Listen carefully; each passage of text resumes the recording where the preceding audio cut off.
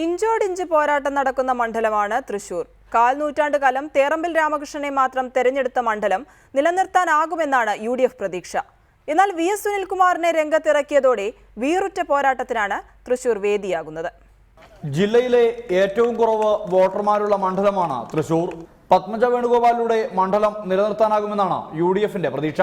ലോക്സഭാ തെരഞ്ഞെടുപ്പിൽ നേരിയ മുന്നേറ്റം UDFനുണ്ട്. VS സുനിൽകുമാറിനെ അവതരിപ്പിക്കുക വഴി നിഷ്പക്ഷ വോട്ടുകളാണ് ഇടതുമുന്നണി ലക്ഷ്യമിടുന്നത്. കോർപ്പറേഷനിലെ വിജയം ആത്മവിശ്വാസം വർദ്ധിപ്പിക്കുന്നുണ്ട്.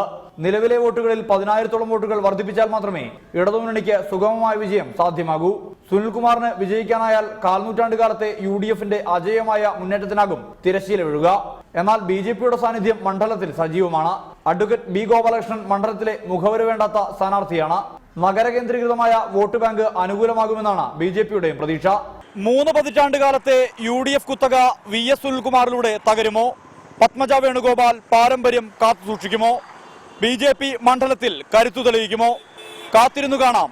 തൃശൂർ സംസ്ഥാനം തന്നെ ഉറ്റുനോക്കുന്ന മണ്ഡലമായി മാറിയിരിക്കുകയാണ്. ക്യാമറമാൻ ഷഹീർ ഗുരുവായൂരിനൊപ്പം സുർജിത് അയ്യപ്പത്ത്, റിപ്പോർട്ടർ, തൃശൂർ.